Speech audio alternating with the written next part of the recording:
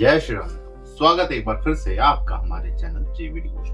अभी तक हमने एपिसोड में देखा कि किस प्रकार से दोनों ओर परिस्थितियां गंभीर चली। इधर माता सीता परेशान है कि मैं प्रभु श्री राम के समक्ष इतने वर्षों पश्चात आई, उन्होंने मुझे कुछ बोला नहीं, कहा नहीं। इतने वर्षों के बाद उनको ये ज्ञात हुआ कि उनके दो पुत्र हैं और वो उनके समक्ष खड़े हैं, लेकिन उन्होंने उनको भी प्रेम से पिता का गले नहीं लगाए, पिता का स्नेह नहीं किया। काफी ढेर सारी बातें थी जो माता सीता के मन में ग्लानि के रूप में बैठी थी। उधर हमने देखा कि किस तरीके से प्रभु श्री राम जी जब वर्षों बाद अपनी आंखों के सामने मूर्ति रूप से बाहर निकल करके माता सीता को देख रहे, तो उनके सामने बोलने के लिए शब्द ही नहीं थे। वो अवाक रहे कि अब कहूं तो कहूं क्या, कैसे कहूं।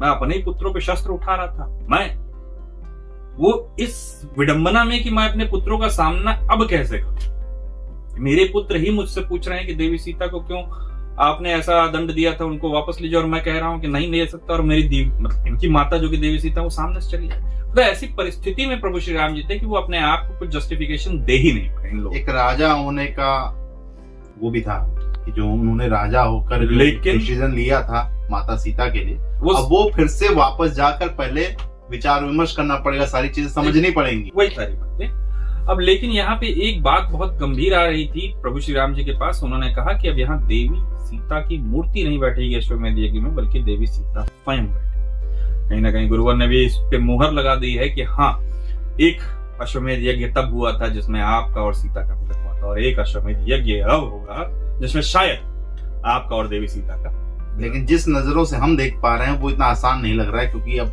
प्रभु श्री राम जी अलग दुविधा में हैं। उन्होंने क्लियर कर दिया, माता सीता ने अलग क्लियर कर रखा कि मुझे तो भैया पुत्रों को समर्पित कर देना है। उसके बाद सबसे बड़ी बात, दोनों पुत्रों ने हाथ में जल लेकर के वायु अग्नि इत्यादि साक्षी मानते प्रण ले लिया। ये प्रण ले लिया है कि मेरा रघुकुल से कोई संबंध नहीं, जो संबंध है मेरी माता से ही, पिता से कोई संबंध नहीं। तो ये प्रण कैसे टूटेगा? माता सीता का वचन प्रण तो नहीं टूटेगा, तो हमको पता है। हाँ। लेकिन चीजें किस तरीके से दिखाई जाएंगी वो देखने में हमारी रुचि है। शुरू करते हैं एपिसोड नंबर 290 पार्ट।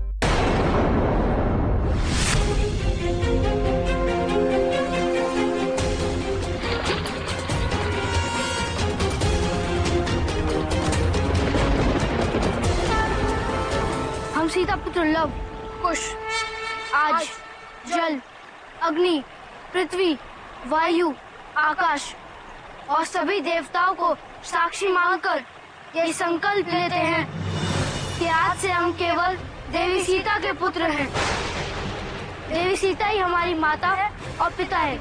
हम आज और इसी क्षण राजा राम का अपने पिता के रूप में परित्याग पातवा।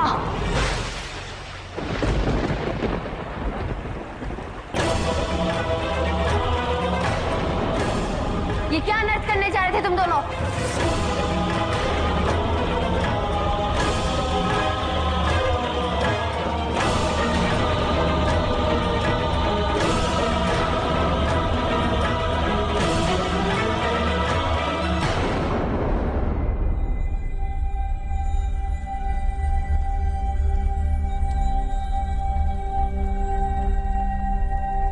अपने इस निर्णय पर एक बार पुनर्विचार कर लेना चाहिए तुम्हें।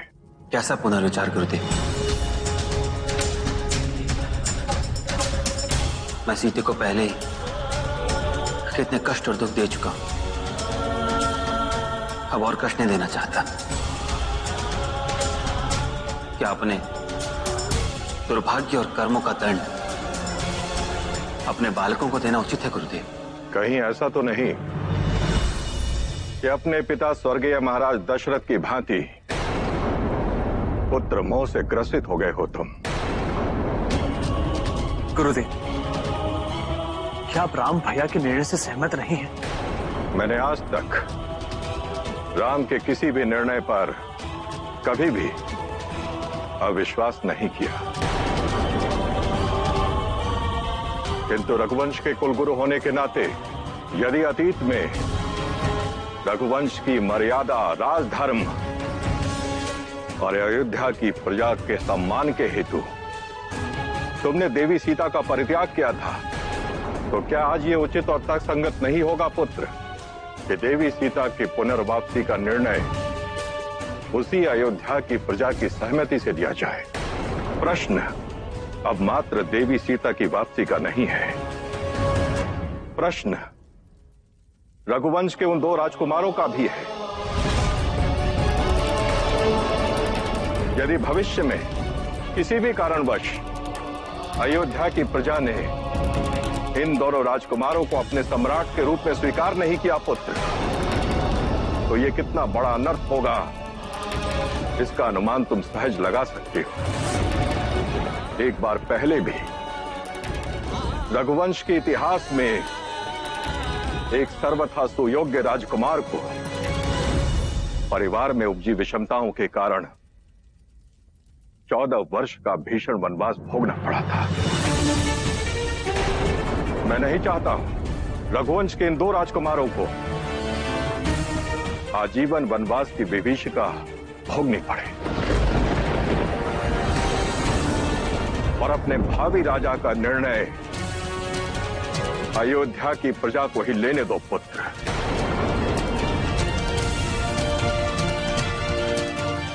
उचित है गुरुदेव।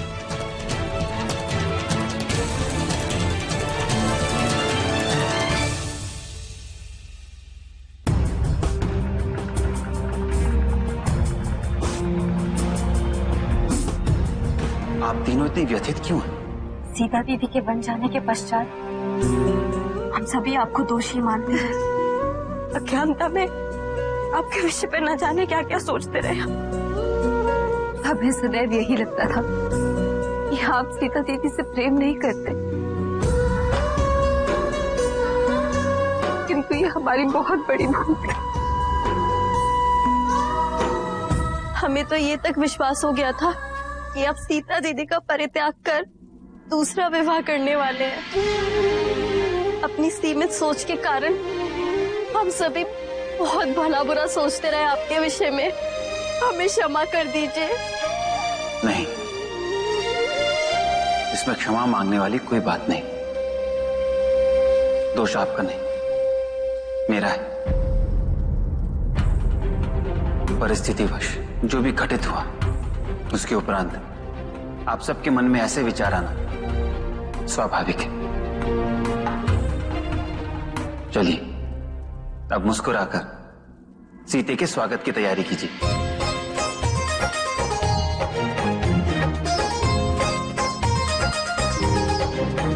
क्या हम वाल्मीकि आश्रम में जाकर सीता दीदी से भेंट कर सकते हैं?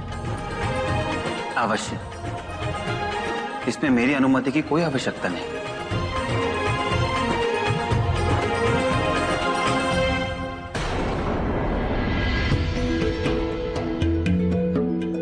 अब आप ही बताइए केसरी नंदन, हम उन्हें अपने पिता के रूप में कैसे स्वीकार करें, जिन्होंने हमारी माता को सदैव दुख और कष्ट ही पहुंचाए हैं। तुम दोनों प्रभु श्री राम और माता सीता को अलग अलग समझ रहे हो, किंतु तुम्हें ज्ञात नहीं कि वो दोनों 2 शरीर पर एक प्राण है माता सीता के हृदय में। प्रभु श्री राम के लिए कभी कोई दुर्भावना नहीं रही। वो तो उन्हें अपना दोषी भी नहीं मानती। तुम्हें ज्ञात नहीं, पर जब माता सीता अयोध्या छोड़कर वन में आ गई थी, तब प्रभु श्री राम ने माता सीता की रक्षा और उनकी सेवा के लिए यहां भेजा था। और इसीलिए तब से लेकर आज तक मैं यहां माता सीता के साथ हूं। यह माता सीता के प्रति प्रभु का अनन्य प्रेम और निष्ठा ही दर्शाता है। तुम दोनों ने प्रभु श्री राम के विषय में जितना सुना है उतना ही जाना है, किंतु आज मैं तुम्हें तुम्हारा यथार्थ बताता हूं।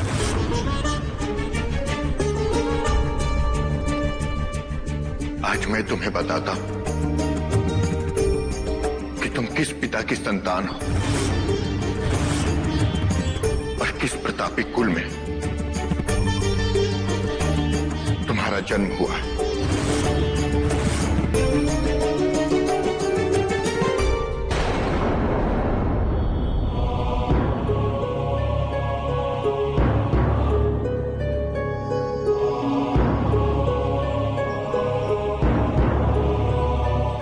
प्रिय अयोध्या वासियों, राजा का निर्णय सदैव प्रजा का निर्णय। रघुकुल की यही परंपरा रही है। आज से 12 वर्ष पूर्व भी मैंने वही निर्णय लिया था जो प्रजा का निर्णय था। प्रजा की इच्छा अनुसार मैंने अपनी पत्नी सीते का परित्याग कर दिया था। किंतु आज अयोध्या के लिए एक सुखद समाचार है। सीते हमारे दोनों पुत्रों लव और कुश के साथ वन में सकुशल है। देवी सीता की, देवी सीता की, मार लो कुश की, मार लो कुश की। और इसीलिए मैं अयोध्या की समस्त प्रजा से यह जानना चाहता हूं कि लवकुश के साथ साथ सीते को पुनः अयोध्या में लाने का मेरा निर्णय क्या उचित है? क्या मेरे इस निर्णय से प्रजा में किसी भी व्यक्ति को किसी भी प्रकार की कोई आपत्ति है? अयोध्या नरेश,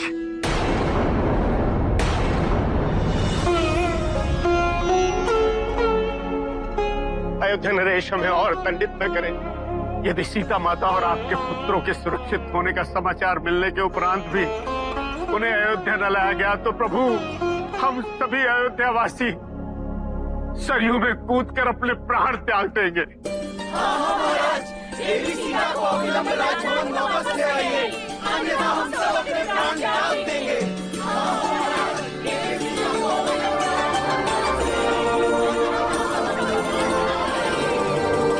प्रभु, हम सब आपके साथ वन में चलेंगे और सीता माता से निवेदन करेंगे कि वे अयोध्या लौट आए। मैं उनसे कहूंगा प्रभु कि यदि दंड देना है तो मुझे दे, आपको नहीं। मैंने अपराध किया है, मैंने। हम अपनी सीता माता को उनका खोया हुआ वो सम्मान वापस लौटाएंगे जो हमारे कारण उनसे छीन लिया गया था प्रभु। देवी सीता की, राजा राम की, देवी सीता की। ठहरिए अयोध्या नरेश। ये कौन है जो पूरी प्रजा के पीछे खड़े होकर के ठहरी अयोध्या नरेश बोल के चला गया? तो आके तो जगह ही नहीं ना भाई। आएंगे पीछे से ही। वैसे जिन कैरेक्टर की बात हो रही है उनको भी हमने ना देखा ना उनकी अभी तक वॉइस सुनी नहीं है। थोड़ा सा नया। अच्छा देखिए, बात है लव कुश की। रामचरितमानस या रामायण पढ़ने के ऊपर लवकुश को राम जी का चरित्र बताने के लिए बैठा भी तो बैठा उनके सबसे प्रिय भक्त हनुमान जी। मतलब अगर किसी की तारीफ सुननी है तो किसी के फैन से सुनिए ना भाई। अभी एक्चुअली क्या हुआ है, रामायण के थ्रू उन्होंने गाथा तो सुनी, उसको इमोशन के साथ फील नहीं कर पाए। कितना बढ़िया बोला बजरंगबली ने कि आप किस प्रतापी कुल में पैदा हुए हैं, इसका यथार्थ मैं आपको बतलाता हूं। राम केवल पैदा होने से राम नहीं है, जिस कुल में उनको पैदा किया गया, जिस कुल में वो आए हैं, खुद से आए अवतरित, उस कुल की भी अपनी एक डिग्निटी, एक मान है, एक सम्मान जो वर्षों से चला है, जो अनादिकाल से चला आ रहा है। उसके ऊपर आकर के अगर प्रभु श्री राम जी कुछ गलत करते हैं, अवतार लेकर भी, भगवान होते हुए भी, जो सामान्य लोग जिन्होंने ये कार्य किया, सोचो भगवान उस कुल में जब अवतरित लेंगे तो वो कैसे बलिदान नहीं दे सकते। अब आपको अपने पिता की गाथा मैं सुनाता हूँ कि क्या क्या त्याग उनके पिताजी ने दिया, उन्होंने क्यों किया, और क्यों प्रभु श्री राम जी के ऊपर इतना बड़ा दायित्व आ गया कि उन्होंने माता सीता को त्यागा, अपने शरीर से अपने प्राणों को त्यागा। मतलब जो भी रोक रही है लव कुश को अपने पिता की ओर जाने से, उस कटुरता को मिटाएंगे भगवान हनुमान जी। क्योंकि जब प्रभु श्री राम जी वहां आएंगे तो वो चीजें उनको ना बाधित करें। अच्छा, यहाँ पे बड़ा ट्विस्ट वाला दिखाया है कि पिछले एपिसोड के अंत में उन्होंने प्रण ले लिया था। ये समय कहा कि नहीं लिया, गलती से नहीं। वो तो गलती से हो गया था, इसको सही करो। ये अच्छा नहीं लग रहा है, वो टेलीकास्ट हो गया, अब इसको सही करो, मजा नहीं आ रहा, अच्छा नहीं लग रहा है। प्रण भाई, प्रण ले लिया यार, ये तो अच्छा नहीं लग रहा भाई। इसको में तो प्रण टूटेगा भी नहीं। डायरेक्टर साहब गलती हो गई, वो तो गई, चलो नेक्स्ट एपिसोड में सही कर। खैर अभी यहाँ प्रजा से लिया जा रहा है और देखते तो सारी प्रजा वहां पहुंचती, सबने अपना वोट दे दिया है। हाँ हम तैयार हैं। अभी देखिए वो जो नहीं लाएंगे तो कूद जाएंगे। हाँ जो बाधित कर रहे हैं, अब देखते हैं वो ठहरी अयोध्या ने, तो आपको भी ठहरना पड़ेगा अगले एपिसोड। फिलहाल इस एपिसोड को करते हैं समाप्त शीघ्र ही मिलेंगे नए के साथ, तब तक के लिए राधे राधे।